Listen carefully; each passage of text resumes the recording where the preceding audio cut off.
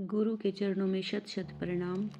बात उस समय की है जब श्री युक्तेश्वर जी अपना वार्षिक उत्सव का आयोजन कर रहे थे। इन अवसरों पर आसपास के और दूर दूर से भी उनके शिष्य एकत्रित होते थे।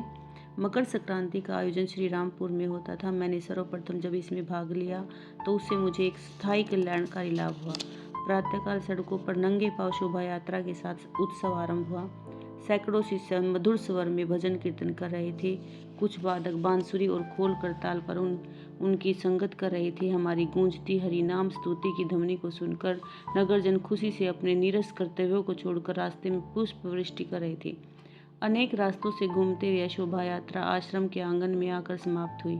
वहां हम अपने गुरु को चारों ओर से घेर कर नाम गान करते रहे। उस समय ऊपर के बरामदों से कुछ शिष्य हम पर गेंदे के फूल बरसा रहे थे।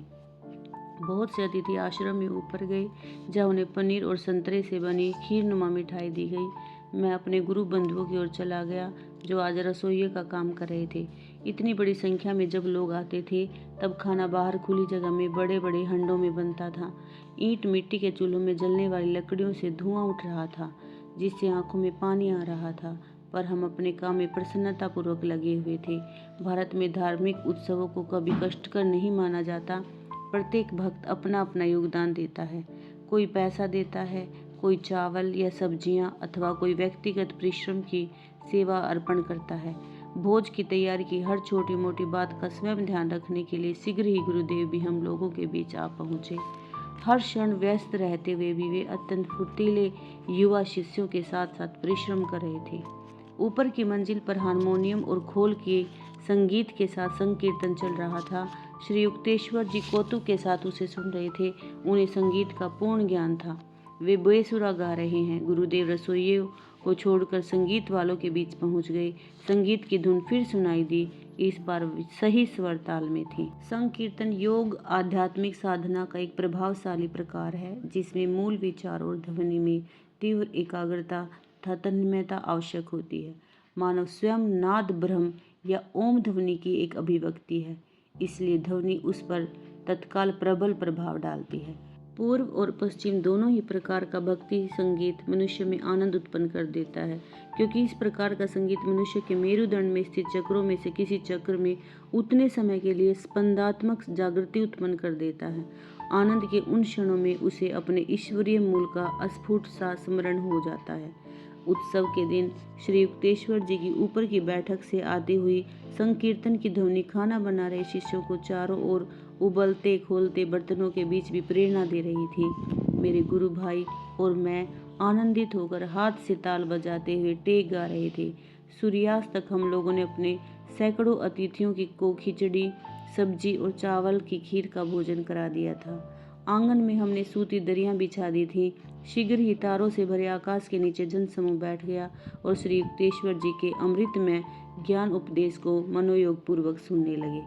उनके सार्वजनिक प्रवचनों में क्रिया योग और आत्मसम्मानपूर्ण जीवन, शांति, दृढ़ संकल्प, सादा आहार और नियमित व्यायाम के महत्व पर विशेष बल दिया जाता था। अत्यंत छोटी आयु के बाल शिशुओं ने फिर स्तोत्र पाठ किया। उसके बाद उत्कट संकीर्तन के साथ सभा विसर्जित हुई। रात 10 बजे से अर्धरात्रि होने तक आश्रम वासियों ने बर्तनों और कढ़ाइयों को मांज धोकर साफ किया तथा आंगन को भी साफ किया।